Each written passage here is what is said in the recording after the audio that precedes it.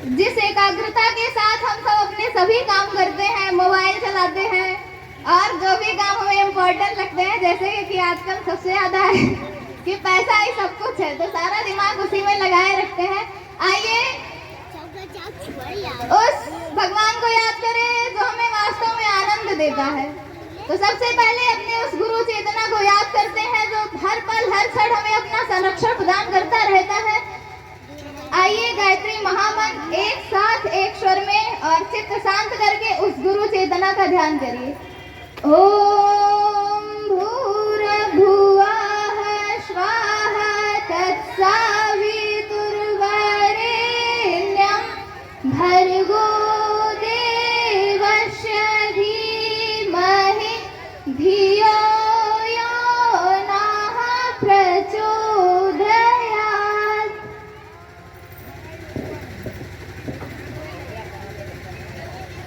Sir जी ने जैसे कहा कि उन्होंने अपने जीवन में पहली बार एक ऐसा पिता देखा है जो बेटी होने पर खुशी के आंसू बहाए। पर हमारा भी जीवन कुछ ऐसा ही है। हम अपने माता पिता की इकलौती संतान हैं, बेटी।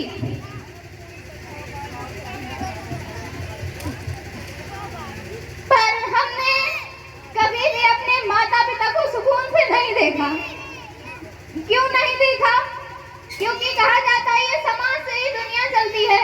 हम दूसरे समाज, हर व्यक्ति का एक अभिन्न अंग होता है। वो चाहे तो किसी एक रोते हुए व्यक्ति को हंसा दे और चाहे तो एक हंसते हुए व्यक्ति को गिरा दे और इतना डिप्रेशन दे दे कि वो बेचारा आत्महत्या तक कर ले। पता नहीं कैसा समाज हमने बना रखा है, पता नहीं क्या हम दिन भर करते हैं, पता नहीं क्या सोचते हैं और पता नहीं हमारे कदम किस दिशा में बढ़ते हैं कि एक ऐसा समाज बना देते हैं जहाँ हर किसी को अपने बारे में यही सोचना पड़ता है कि हम अच्छे नहीं हैं। अगर उसके पास पैसा नहीं है, बेटा नहीं है, तो वो मानता है कि हम समाज में रहने लायक नहीं है। हमने जीवन जब से हम होश संभाले हैं तब से आज तक हमारे अंदर पता नहीं क्यों समाज को लेकर बहुत चिढ़ होती है। क्योंकि हमने जब भी देखा अपने पिता को सर झुकाते हुए देखा। क्यों देखा? क्योंकि उनकी एक ही बिटिया है। जब भी हमारे कोई पापा से पूछता है तुम्हारे पापा सर ऐसे झुका लेते, कहते हमारी एक बिटिया है। सामने वाला कहता है बस सिर्फ बेटी है।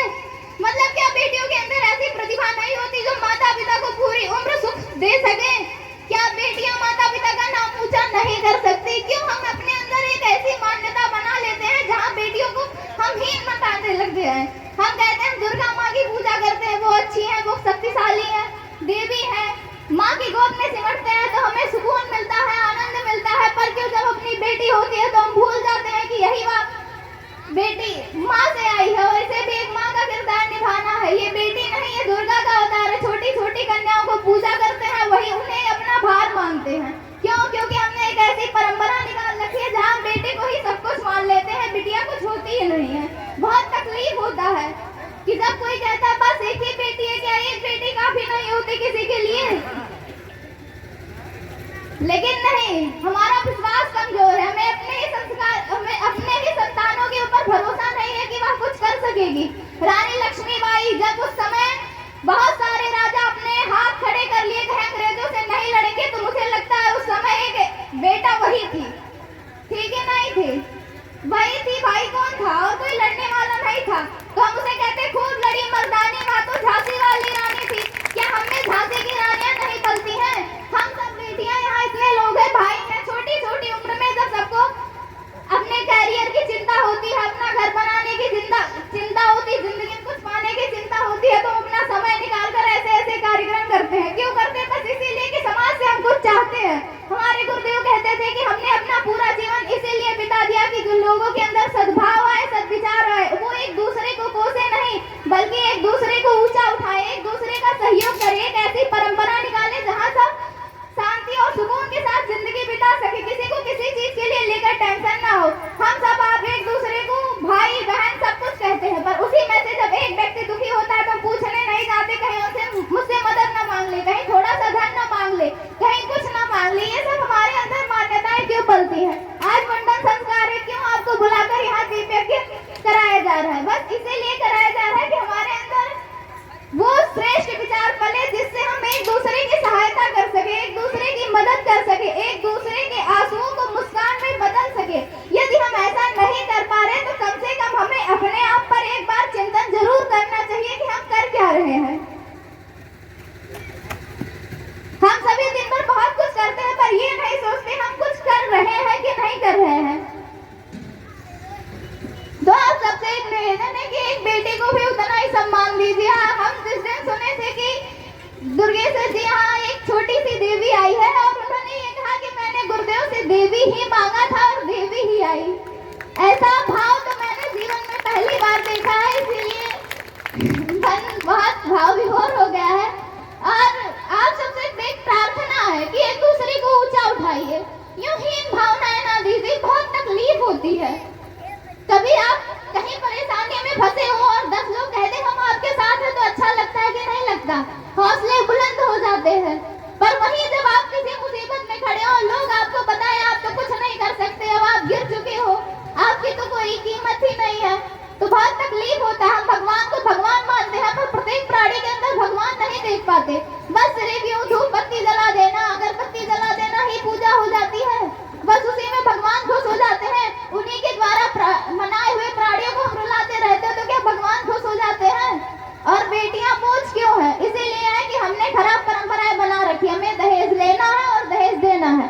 जिनके पास पैसा है वो दहेज खूब देते हैं, जिनके पास नहीं है वो बेचारे रोते रहते हैं कि हम दहेज कहाँ से देंगे।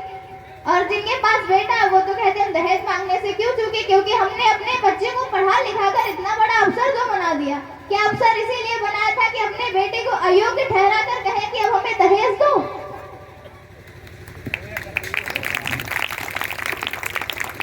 तो आप ये सब कृपया करके एक बार चिंतन करिए कि समाज में कुछ ऐसी परंपराएं लाई जाए जो व्यक्ति के अंदर संतोष पैदा करे, शांति पैदा करे।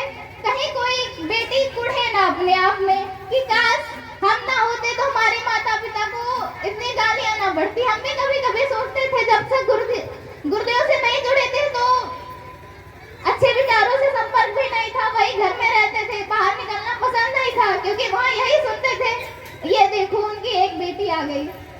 पर एक ही काफी है हमारे लिए। हम तो यही सोचते कि एक दिन इतना बड़ा काम करेंगे, सब कहेंगे एक ही थी लेकिन काफी थी। तो आप लोग से विनती है, निवेदन है कि जितनी भी परंपरा है उसे तोड़ दीजिए। अपने आप में मूढ़ मान्यताओं में बने मत रहिए कि काली जी को बलि देनी है मतलब देनी। अरे वो भगवान है, उन्हें बलि वली नहीं चाहिए, उन्हें भाव चाहिए। कहते हैं भगवान भाव के भूखे होते हैं। आप एक देवी को घर लाते हैं तो उसे दहेज में बांध कर मत लाइए। दहेज को ही दुल्हन बना लीजिए, दुल्हन को ही दहेज बना लीजिए, दहेज को दुल्हन मत बनाइए, क्योंकि सेवा दहेज नहीं करेगा, दुल्हन ही करेगी कि नहीं करेगी। एक बेटी जिंदगी भर चली आती है, तुम्हारे लिए दर्द सहती है, पीड़ा सहती है, और फिर उसे ही तुम कहते हो कि तुम किसी काम के नहीं हो। सोचो कितना तकलीफ होता होगा। बेटियां मुझे लगता है अपने लिए कभी जिंदगी नहीं जी पाती। जब तक बड़ी होती है माँ बाप की खुशियों के लिए जीती है, फिर अपने पति के लिए जीती है, फिर अपने बच्चों के लिए जीती है। उनका जीना कहाँ गया? तो हम आप सभी से भी यही निवेदन करेंगे कि जैसे हमारे गुरुदेव ने तमाम सारे आंदोलन चलाए हैं कि लोगों की मूढ़ मान्यताएं समाप्त हो, उनके अंदर श्रेष्ठ विचार आए और वो ऐसा काम करे जिससे प्रत्येक व्यक्ति के आंसू मुस्कुराहट में बदल सके। तो हम सब भी उसी गुरु सत्ता जो महाकाल रूप में आई है। आप देखें तो इस समय बहुत ही आपदा भरा है, हर जगह देखो संकट ही संकट है।